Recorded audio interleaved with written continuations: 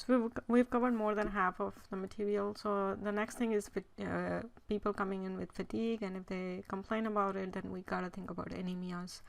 So usually they just have fatigue as a symptom, but then if the hemoglobin is too low, or if there is a very acute fall in the original or initial hemoglobin, then the people will also have shortness of breath. So keep that in mind. A general consensus is that a hemoglobin less than 8 or 7 is going to cause some sort of shortness of breath, but numbers above that are not going to cause any shortness of breath, and these people will just have fatigue. And then of course they can have pallor on exam, or they themselves can say that they are very pale. So that's something to keep in mind. The risk factors, so what kind of patients you are going to think about that they maybe they have anemia and that's what's causing their fatigue. So anything that is going to cause anemia in some fashion, and you can see that there are many things that can cause anemia. The most common causes of anemia are going to be in your older population, your GI bleed from colon cancer. That is the most important thing to keep in mind. So just remember old age for this problem. You can see that these things are going to be more common in certain age groups. So that is why it is very important to become familiar with these specific features of all these diseases based upon epidemiology or demographics. Peptic ulcer disease is also quite common in older age group.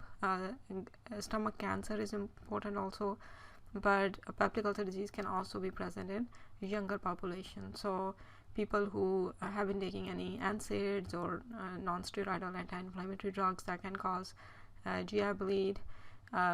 If they've been taking too much of that, then it can cause peptic ulcer disease and GI bleed, causing anemia and fatigue. So therefore it becomes important to take history from a patient from that standpoint. So specifically ask if they've been taking too much over the counter or prescription NSAIDs. Questions about colon cancer, of course you will definitely ask those, and we'll talk more about that in a second. Of course, female patients who are of childbearing age or premenopausal patients, they can get menorrhagia. That is one of the most common causes of anemia in these patients, and they can get fatigue because of that. And then people who have a family history of anemia, so all kinds of your hereditary anemias, they can also present with anemia. So it's important to take family history in that sense. People who have dietary deficiencies, for especially patients who are strictly vegan and they are not necessarily eating a balanced diet, even non-vegetarian patients who do eat meat and other stuff, but their diet is not balanced, they can develop dietary deficiencies. So that would be another cause. There are some people who just don't absorb much iron, so their gastric or their intestinal malabsorption problems can cause it. People who have pernicious anemia can get B12 deficiency even though they are eating a whole bunch of it. So these are the questions that will need to be asked from the patient when we are taking history. So you can see that social history and family history, these are important questions, but there have to be reasons to ask those questions. We don't just want to ask a general question, what is your diet like? If you're not even thinking about a particular diagnosis, then just a general question, what is your diet like, doesn't necessarily help you too much with the diagnosis. So always have a reason to ask a particular question, because otherwise you'll be wasting your time. Then hemolytic anemias are also possible, so we'll talk about that here in a second. And of course finally anemia of chronic disease. So if you already know that your patient has a chronic disease, then obviously that's a clue that that's causing anemia. Alright, so specific clues. I already talked about all of this, but let's just quickly look at this. So abdominal pain and constipation, altered bowel habits for this category of patients. These are the questions that will need to be asked. Epigastric pain or nausea will need to be asked. Patients who you're suspecting menorrhagia, you will ask about heavy bleeding, family history of anemias, and then of course you'll ask about diet. And that also for folate and B12, you will ask specific questions. For folate especially, you will ask about methotrexate and alcohol use, and then any recent drugs that you know that might cause anemia. So you can specifically ask the patient if they've taken any medicine or if they've eaten anything that might cause hemolysis, for example fava beans, and patients who might have taken some drugs that can cause that can precipitate glucose 6-phosphate dehydrogenase deficiency. So these are the questions that can be asked in the history. Sorry about the repetition. But anyway, so there is a patient with anemia who has nail dystrophy, so that's called koilonychia. Okay, this so this I'm not going to talk about. We'll have another better slide to cover that material. So here is atrophic glossitis, a patient who had pernicious anemia. As you can see, there is a lot of atrophy in the tongue. There is hardly any papillae in the tongue, so this is called atrophic glossitis, and this is because of pernicious anemia, because of B12 deficiency. All right, here is a slide that I was actually going to talk about. This is directly from Up to Date. I think it's one of the best slides that I've seen on anemias. So from lab standpoint, when we are looking at anemia, so how do we approach it and how do we work it up? So when you see a patient who has anemia on CBC, so low hemoglobin, you will the next best thing to do would be to look for MCV. So you look at MCV, and based upon that, you can divide it into microcytic or normocytic or macrocytic anemia. So your microcytic anemia has a low MCV, less than 80. Normocytic has a normal MCV, and a macrocytic anemia has a MCV of higher than 100. This is a very efficient way of categorizing your anemias, because this gives you a whole bunch of information, and it makes your life so much easier when you approach the patient based upon MCV as opposed to other denominators. So just use MCV as your divider. So if you see that your patient has microcytic anemia, then there are only three things that or generally speaking, there are three things that you will look for. So I remember the mnemonic SIT, SIT. So the patient can have sideroblastic anemia, the patient can have iron deficiency anemia, or patient can have thalassemias, right? So, and then some of the iron deficiencies are and we'll further break it down. So remember SIT, SIT, sideroblastic, iron deficiency, and thalassemia. And in that, iron deficiency is the most common and the most important in some sense. And how can iron deficiency develop? It can be either because of the low iron absorption, low iron intake from diet, or because of extra blood loss in such a way that the body is not able to keep up with the iron. So those three things can cause iron deficiency. So you can ask, in this case, you can ask for diet history. So your patients who are on a total vegan diet and don't take any other iron from other sources, for example cereals and stuff, they can develop iron deficiency. If they have a malabsorption, that can cause iron deficiency. If they have anemia of chronic disease, or even anemia of like severe menorrhagia, where body is not able to keep up with the blood loss and people just can't absorb iron quick enough to make up for the loss, they can develop iron deficiency anemia. So in all of these patients, your iron will be low, your TIBC, in pure iron deficiency, your iron will be low, your TIBC will be high, and your ferritin will be low. And then in the anemia of chronic disease, your iron although will be low, but your TIBC will also be low, and your ferritin will be high, because they just don't have enough protein. So that there's a little distinction here, but again, in some sources you don't see this picture necessarily, so I wouldn't count on it. I will just remember that iron deficiency anemia can cause primarily this picture: low iron, high TBC, and low ferritin. And then you have patients with normal iron or high iron, and then they can either have iron overload. You may see sideroblasts or siderocytes on the blood smear or bone marrow respectively, and then they definitely have sideroblastic anemia. So this is a hereditary cause of anemia. And then these people can also have teardrop cells, target cells, maybe splenomegaly, and positive family history, and that's when you know that this is thalassemia. So that's how you can work up your patient and finally get to the diagnosis. So the questions to ask in the history would be about, of course, about iron, any blood loss, any chronic disease, family history, and any medicines that can interfere with iron absorption. Those will be the questions to ask in the history, and your lab evaluation will basically be your, after CBC and MCV, you will check for iron panel, and then of course you will look for peripheral smear and bone marrow. In patients who have let's do macrocytic anemia, so their MCV is increased. So there are two causes: the folate and vitamin B12 deficiency, but then there are a couple of others too, so let's talk about that. So when it comes to high MCV, of course you will read the history about alcohol intake, People who drink a lot of alcohol, they can develop folate deficiency. You will take a history of liver disease, thyroid disease. Those can also cause macrocytosis. Some drugs can cause macrocytosis too. And then of course you will take diet history. So in your diet history, you will ask about if they are eating any vegetable. So these are the patients who are, if they're not eating vegetables, they can develop some B12 deficiency, and then of course they can also develop some folate deficiency.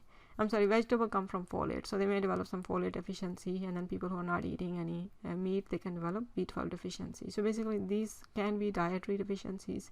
So how do we, so these are going to be your history questions about diet, about liver disease, alcohol use, thyroid disease, and drugs. And then you can also ask about family history in this case. But anyhow, your next blood test is going to be about B12 levels and folate levels. So these, if B12 is low, then you can next draw methylmalonate level, and if it is high, then you will say, okay, maybe this is a B12 deficiency. If your folate is low, then you will draw homocysteine levels, and those will be high, and then you'll say, okay, this is folate deficiency. And then finally, if there is some dysplasia present on peripheral smear, then you will say, okay, it is maybe myelodysplasia or myelodysplastic disorder. So that's how you will approach your patient with macrocytic anemia. Now the MCV can be normal, so that is normocytic anemia, and that is a whole other thing. There are many things that can cause normocytic anemia. So if the MCV is normal, people can just have an acute blood loss. So if the blood is just lost in the form of either hemorrhage or hemolysis, people can have normocytic anemia. People can also develop it because of bone marrow suppression or renal insufficiency because they have low erythropoietins. So your history questions will be, of course, history of kidney disease, history of any chronic disease, history of blood loss from anywhere, and then of course history of any drug use that can cause hemolysis. So, and then on the labs, on exam, you will look for the peripheral smear. So your RBCs will need to be looked at.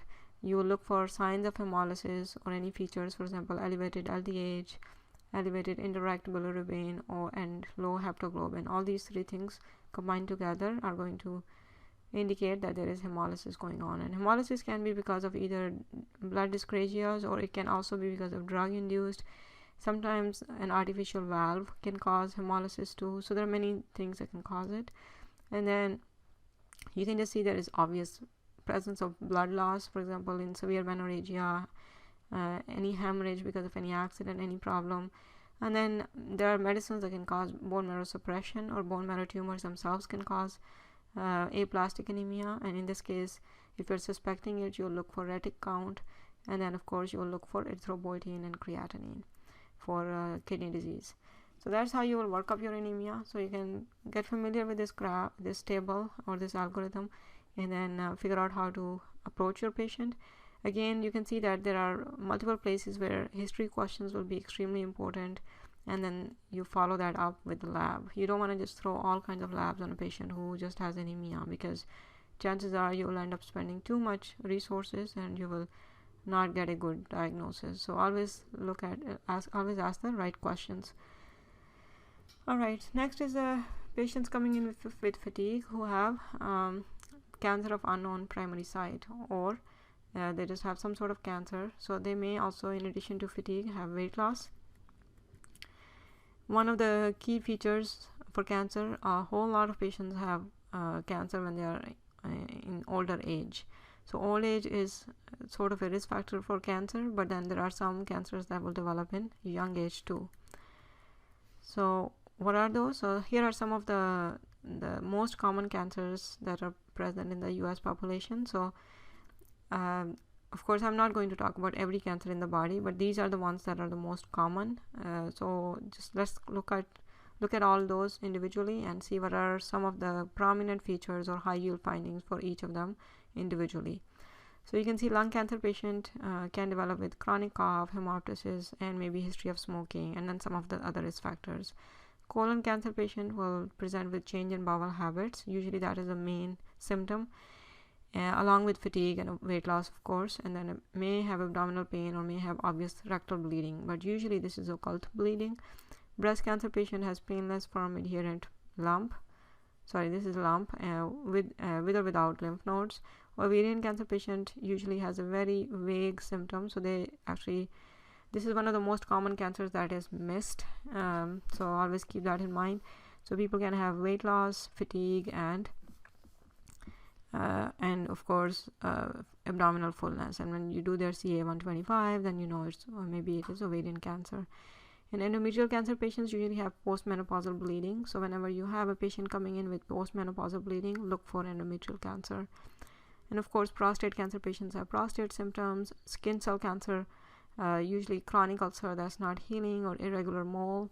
Bladder cancer patients have painless hematuria, so that is something to keep in mind. Renal cell cancer, again hematuria. Patients with liver cancer usually have abnormal liver function tests, or they may start to bleed, or they may have some other liver function test abnormalities.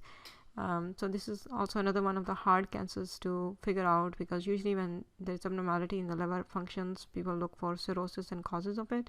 Therefore, an imaging test will need to be done on all patients with abnormal liver function test.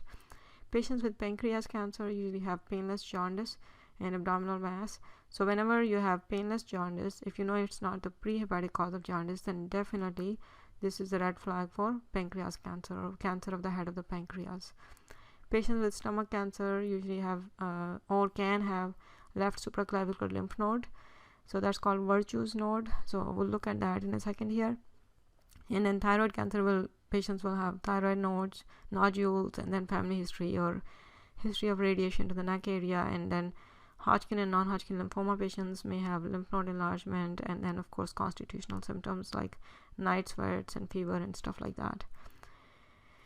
And then of course these are some of the forms of cancers. So adenocarcinoma, squamous cell, and poorly differentiated. Okay, so let's look at all these cancers individually real quick. So breast cancer patients, in addition to fatigue and weight loss, what kind of population you will think might have breast cancer? So people who have a history of family history, smoking, obesity, large breast, hormone replacement therapy, and then there are some other risk factors too that I know you're familiar with. But basically, clinically, when you look at when you examine the breast, there's going to be usually a unilateral lump, so it's usually not bilateral. It's hard, immobile, it's attached to the underlying tissue and attached to the overlying skin. So remember, this is a lump that just does not want to give. It does not want to move, and then it's irregular, and usually and you can see lymph nodes, but it's not always present. And then of course mammogram and MRI will need to be done. The next is prostate cancer. So this patient, again, risk factors is going to be your family history, smoking, and then Hispanic and black population is more at risk. But then their symptoms will be all the symptoms of prostate hyperplasia, so your nocturia, incomplete emptying, weak stream, and then on exam they may have a large and hard asymmetrical prostate, and then they may have elevated PSA. So these symptoms you can see are very similar to prostatitis. So how do we differentiate between acute prostatitis and prostate cancer? Well, we do that based upon the duration of symptoms. So the prostatitis patients usually have very short duration of symptoms, and actually their PSA may be elevated temporarily as well, but because they have very short duration, usually less than 1 or 2 weeks, you know that this is prostatitis. And they may have some fever too, and they have a lot of pain or dysuria, so that's how you know that this is an acute condition. It's prostatitis and not prostate cancer. Patients with prostate cancer usually have longer duration of symptoms, so just keep that in mind. Prostate biopsy will give the final diagnosis. Lung cancer patients, again, in addition to these symptoms, what are the risk factors that you look for? So these patients, definitely smoking is the biggest risk factor. Then you have some other things, family history, radiation or history of radiation, environmental toxins, and pulmonary fibrosis. So these are the things that will place anybody at risk for lung cancer. So you can see all of these are very well known. Even general public knows these risk factors very well. I think the idiopathic pulmonary fibrosis is the only one that's not well known to general population, but the rest are very common risk factors. Their symptoms, in addition to the fatigue and weight loss, would be chronic cough, hemoptysis, and dyspnea. And then on the lung exam, you can see a nodule on the chest x-ray. Their actually lung exam on auscultation may be completely normal, and then you'll do chest CT. Colon cancer patients, again, this is one of the most common cancers in the US, so you definitely important. So the female patients, the most common cancer is breast, the male patients is prostate, and the entire population, regardless of male or female, colon cancer is the most common cancer, and the most lethal cancer in the US is lung cancer, among all these. But anyway, risk factors would be your patients with familial adenomatous polyposis syndrome, that is your family history of colon cancer with multiple polyps turning into cancer. That is a very strong risk factor. So luckily not too many patients have this problem, but if they do, and when you're taking their history, if you find out that they do have this FAP history, then definitely they are destined to basically get colon cancer. So they need to be getting colonoscopies very early on in life, as opposed to screening colonoscopies later, after the age of 50. But anyway, that is the most common risk factor, the most lethal risk factor.